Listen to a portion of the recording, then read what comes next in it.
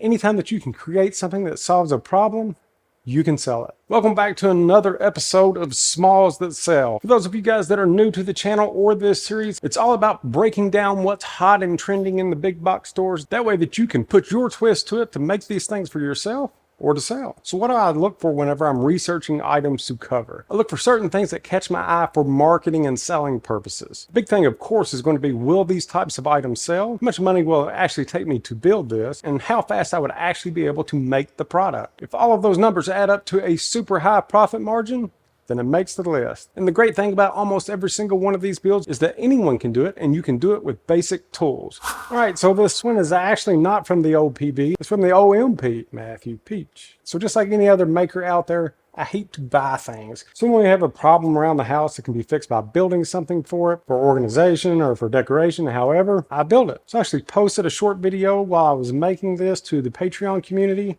and kind of explained the issue and what I was trying to do. But this is what I came up with. You haven't even heard the problem yet. Let's see if you can figure it out. So it's a board with a long piece of leather attached to it. What problem could this solve? It is for holding safety glasses or sunglasses. Okay, so around my house, and I'm sure your house is the same, we all have safety glasses, we all have sunglasses, and they kind of get laid around everywhere. So it's very common for people to have key hooks, and that solved that problem. Hat racks, that solved that problem. So the next thing that we needed was some organization for our glasses. I always wear my safety glasses on my head when I'm not using them, so as I come into the house, keys go in their place, hat goes into their place, glasses just end up wherever. And then with my kids also working in the trades, they have the same issue. We have safety glasses and we have sunglasses, and then they're just everywhere. So this scrap piece of board with a thin strip of leather actually solved our problem. So let me tell you how simple this thing was to make and some different ideas for different designs, because I know my household isn't the only one with this issue. Okay, so the basic idea of this is what I want you to think about. So it does not have to be this kind of wood, it does not have to be this size, and it doesn't have to be this rustic look. The main thing that I want you to think about is how this very, very simple design solves a problem. And again, anytime that you can create something that solves a problem, you can sell it. So I'll tell you the dimensions and how I made this one, but keep in mind, all of this stuff can change completely. It's just a basic concept for an organization system for glasses. So you could replace this leather with about anything. But if you do decide that you like the way that this leather looks, you can pick up scrap leather on Amazon for really cheap. So I kind of started at my board. I found this really rustic board, and I knew that I wanted to go with a rustic outside look. So I thought that leather would be good for that. And then I also used spent shell casings to actually hold the leather to the board. So all I did was space these out 1.5 inches apart, left a little bit of slack in my leather, creating this little loop, and then just slid these cases in and CA glued all of this into place. You do not have to use something like these casings. It just matched my look. If you didn't want anything at all, you could actually do a weave through your material with slats cut through your wood, spaced out at every 1.5 inches. And then you could just weave the leather in and out. There's several different ways that you could do it, several different looks that you could do, and several different sizes. I made mine 24 inches long because it fit the space that I needed it in. But I'm going to say 18 to 20 inches long would be a good size. And again, you could use any material that you would like. If you wanted a super modern look, you could use walnut or cherry or however. Or if you wanted a farmhouse look, you could use barn wood or pallet wood. Now, I haven't tested trying to sell these, but with what I've learned about what sells and what won't, these things,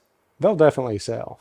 And before we jump into this next one, I just want to take a minute to thank the sponsor of today's video, Woodworkers Guild of America. Woodworkers Guild of America is your online resource for woodworking instructions, ideas, and information. They have tons of premium video topics like table saw techniques, tool buying advice, joinery, finishing, cabinet making, bandsaw techniques, and wood turning, just to mention a few. And speaking of wood turning, not too long ago, I decided to tackle a new technique on the lathe. So I headed over to the Woodworkers Guild of America and learned this new style through instructional videos taught by experts that walk me through each technique using step-by-step demonstrations. You can even connect with fellow woodworkers to ask questions, share ideas, and stay inspired. Not only do you get the community aspect of woodworking, you get the experience and satisfaction of truly creating something one of a kind with your own two hands. As a member, you'll have access to Woodworkers Guild of America's live stream video tutorials, Q&As where our expert instructors share their tips, answer questions, and engage with the community in real time. So if you're interested in joining the community, the first 1,000 of my subscribers to click the link in the video description will get a full year of premium membership to Woodworkers Guild of America for only $1.49. One of the things that caught my eye with this twin is how easy that this thing is to build, and that it would be a perfect pallet wood project, or you could buy the material and the profit margins will still be crazy high. And that is these side tables. So any type of a unique side table will be a hot item. Every single house that you go in either has a side table or they have a place that a side table would go. And the cool thing about this one, just by making minor modifications to the paint or the material that you use, you can create a product that will fit in any setting. Okay, so let's start breaking this build down. I call them side tables, but they are marketed as several different items. They can also be called console tables or accent tables. This one they are marketing as an accent table, and they are asking $100 for it. Actually, not a bad price. That's probably what I would put on mine. But the great thing about this design, it's super simple to build, and that's what we're looking for. And again, if you wanted to, you could actually buy every single board, use a hand hacksaw and hammer and nails, and this is what you would get. So most likely you have tools beyond a hand hacksaw, but the whole point of it is do not look at any type of a project and say, I do not have the tools to make this, so I'm just not going to do it. Well, most likely you probably do, or just like in this scenario, you could actually buy the tools that you needed to make this for less than 10 bucks. So the point is, no excuses. So I'm going to go ahead and break this down on how I would do it with the tools that I have. So if we look at this, it is basically made up of 2 dimensions of lumber. We have 2x4s for the legs, and then we have material for the sides that looks like it's right around 6 inches wide. So again, this would be a perfect pallet wood project. But let's just say that you don't have access to pallet wood and you're actually going to buy this material. You would use 2x4s for the legs, and then for the aprons that go around the side, you could actually buy a 1x6, which is 5.5 inches wide, and then use the exact same material to make your tabletop and your shelves. This particular table is 8 inches deep by 26 inches wide by 23 inches tall. Now, if we're going to be using 1x6s, ours will be a bit wider. And there are several other types of items that will get you this width. If you're going to be painting this, you could use 2x4s and fence pickets and bring your costs way down. Another option that you have where you could actually build this for less than 10 bucks, which if you buy an 8-foot 2x6, in my area right now are less than $5. You can split that in half on your table saw by raising the blade to 2 3/4 of an inch high. A standard 10-inch blade will handle that. Then you would make your one pass, flip the board over, and then run it back through, giving you 2 boards that's just a little less than 3/4 of an inch thick. But regardless of how you decide to get your material or what material that you decide to use,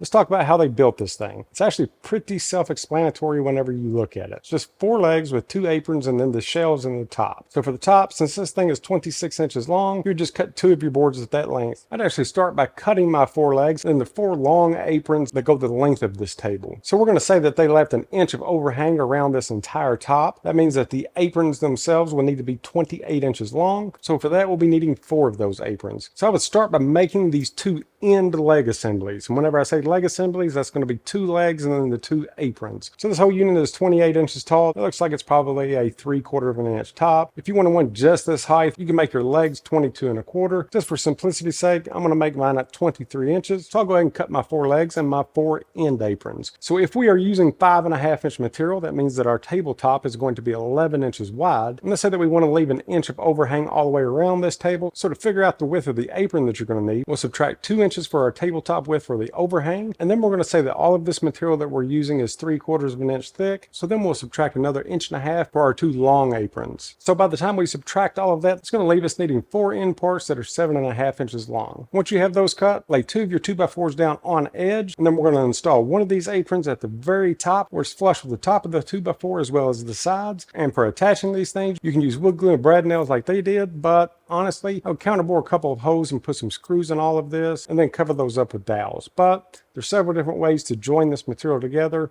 You do you. Everything is a simple butt joint, so there's tons of different options. And if you're going for the really rustic look and it's going to be painted, just use nails. But regardless of how you want to put these parts together, once that top board is on, I would measure up about 4 inches from the bottom and then install my second board.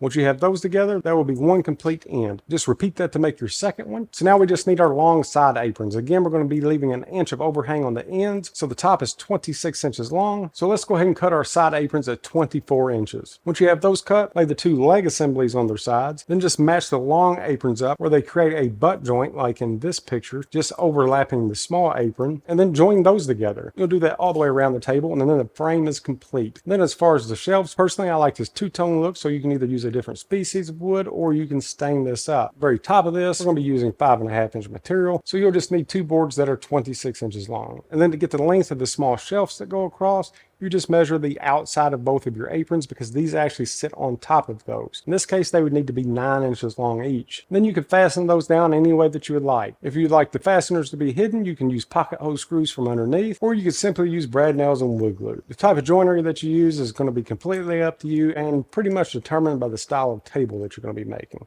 So that's it. Get super creative on finishing these things up, and with the right marketing, you will have no issues moving these things as fast as you can make them. All right, so this next one is going to be a great product to sell for the outdoors, and it's really easy to make. Check this out. So this is a $65 umbrella stand cover. So why did I choose to talk about this one? What makes this so special? Well, it actually solves quite a few different issues. Anything you can build and sell that solves problems, people will buy. So the first problem, umbrella stands, you know, like the kind that you have to fill with water or sand or whatever just to hold your umbrella up. They're definitely needed, but they are ugly. And the next problem that you have whenever using an umbrella outside is you really have no place for a table underneath of this umbrella because of this ugly stand. Well, this actually goes over that stand and creates a table. So solving two problems with one simple build, definitely worth breaking down. Another great thing is that you can build this entire thing out of 2x material. So 2x4, 2x6, whatever that you would like. You can build it out of construction grade lumber. So the main parts for this build are going to be these slats. They all look like they're about 1/4 of an inch thick, maybe 3/8, but turn your 2x4, 6, whatever on its side, set your table saw to the thickness that you would like these, and then just start cutting strips. And then for the inside structure of this thing, since this particular one is a 20x20 cube essentially, I'll go ahead and put 2x2 material on all 4 corners. So I'm going to start off building this thing by making 4 different walls. You can kind of picture this thing as a big crate. Since you're going to have butt joints for all of the sides, and we'll say that they use 1/4 of an inch material. So you'll have 2 sides that are 19.5 inches long. Your 20-inch boards are going to overlap that 19.5 on both sides, giving you a 20-inch square. So I'd start off with my two 19.5 inch sides. So if you have your 1.5 by 1.5 inch leg, I'm just going to use these pieces of scrap as an example. Let's just say that this is your 1/4 of an inch strip. For the two 19.5 inch panels, we're going to overlap the top of the legs, and we're actually going to go above the legs 3/4 of an inch. And you'll see where that's important here in a minute. So at the end of your strip flush with your leg, now that's all that you would need to do is fasten this on both sides. And for a project like this, wood glue and brad nails will do just fine. So once you have your first strip in place, just continue to go down with 9 more of these strips, equal spacing, which is going to be right around 1/2 of an inch.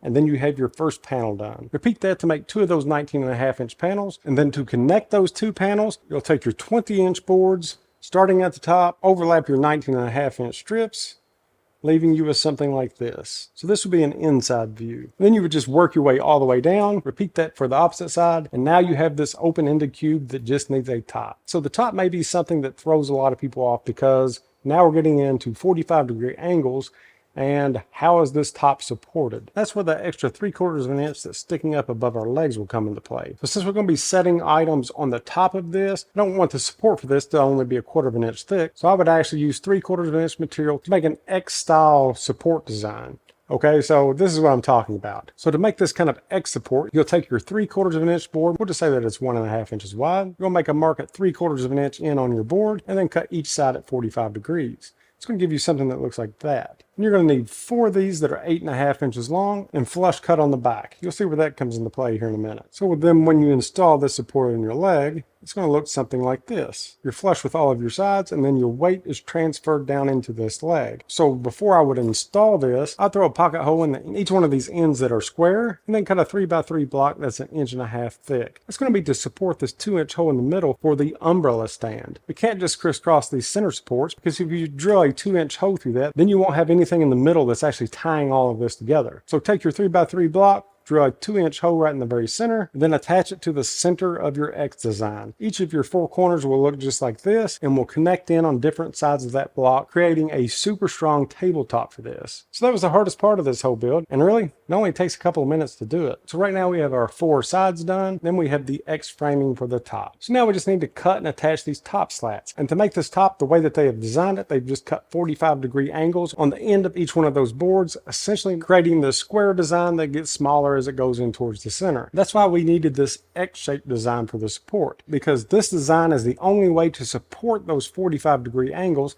as they work their way into the smallest square. So if it were me, I would just go ahead and start at the center. Because we already have that 3x3 block, go ahead and start by overlaying that with 1/4 inch material that is 3x3, or you can take 2 of your 1.5 by 1.5 strips, cut them down to 3 inches, put them together, and then glue and nail those down to your bottom board. Either way, it's really not going to change the look. And then with that center block covered, measure out the same spacing as you did for your sides, and then measure from the center of each one of your cross supports, cut a 45-degree angle on each side of those slats, and then cut 3 more of those the exact same size, working your way around. And then you'll just continue to do that until you get all the way to your outer edge. Once you get your last square placed in, you're done. I know that it sounded like there was a lot of steps to that, but once you make one of these and you actually see how little material that you've used and how fast these things go together, you'll see why I recommended this one as one of the builds. And for this build, make sure to utilize your jigs to knock this thing out super quick. And keep an open mind on other things that you could do with this. So just by looking at this, what else could this design be used for? It's a box with a hole in the center of it. How about for a Christmas tree base cover? So that's another thing that everyone covers up. So think outside of the box on these things,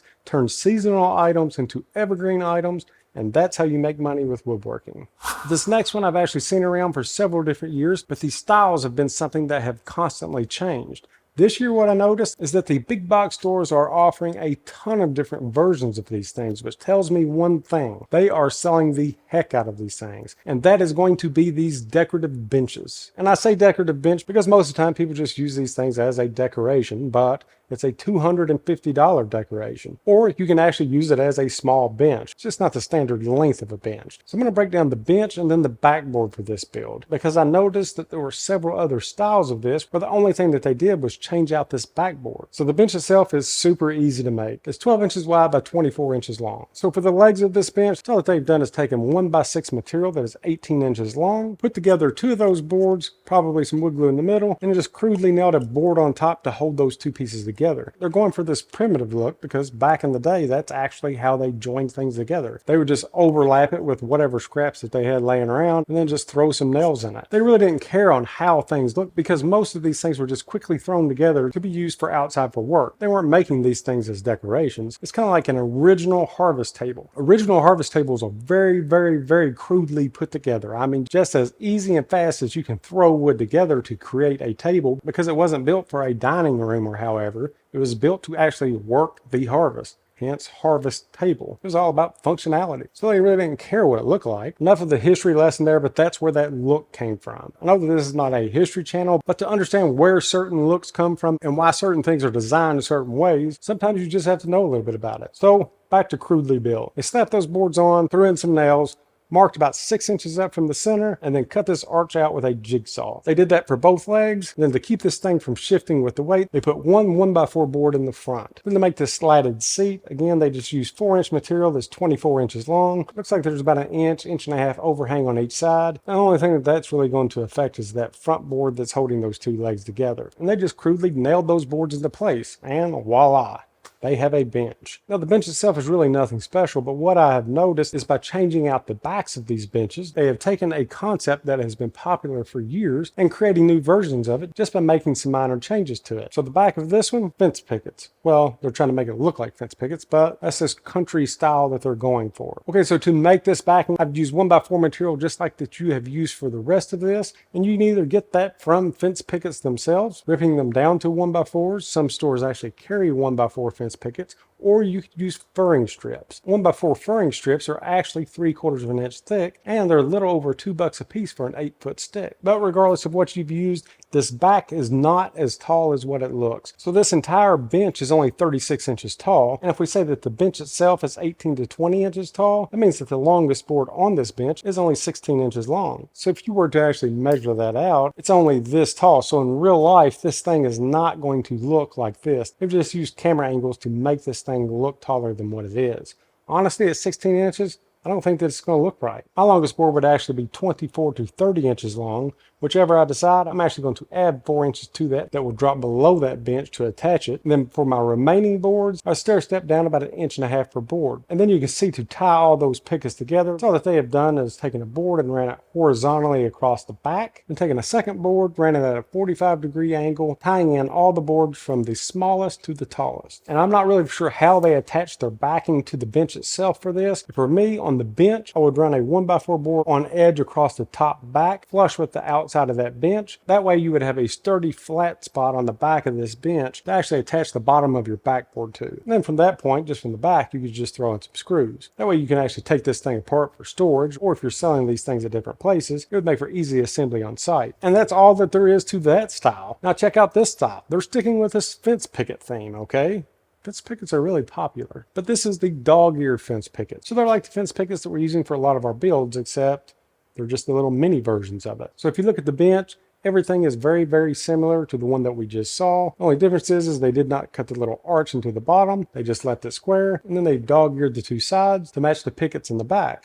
Pretty smart. And then for the backing, since all of these benches are the same width, they have just taken some 2-inch or 2.5-inch material, threw some dog ears on there, spaced it out, alternated the pickets to different sizes, threw a couple of support slats onto the back, and voila. They have a completely different product, essentially using the exact same concept of the build. The very last one I'm not going to break down. I'm going to let you break this one down on your own. But this is just to prove a point that, again, that this is the same size. They're actually calling this one a Deacon's bench, but the sizes are the same and they've used a lot of the same material. So this one should be an easy one for you to break down. Regardless of which one you decide to build, they're getting $250 a piece for these things, and the profit margins on these things are unbelievable. Thank you guys so much for watching, and as always, I hope that you were able to take something away from this video. If nothing else, use this glasses holder as a sort of challenge to yourself. Find a problem, figure out a solution just using the material that you have, and now you have unlocked a new part of your creativity. Till next time, guys, we'll see you.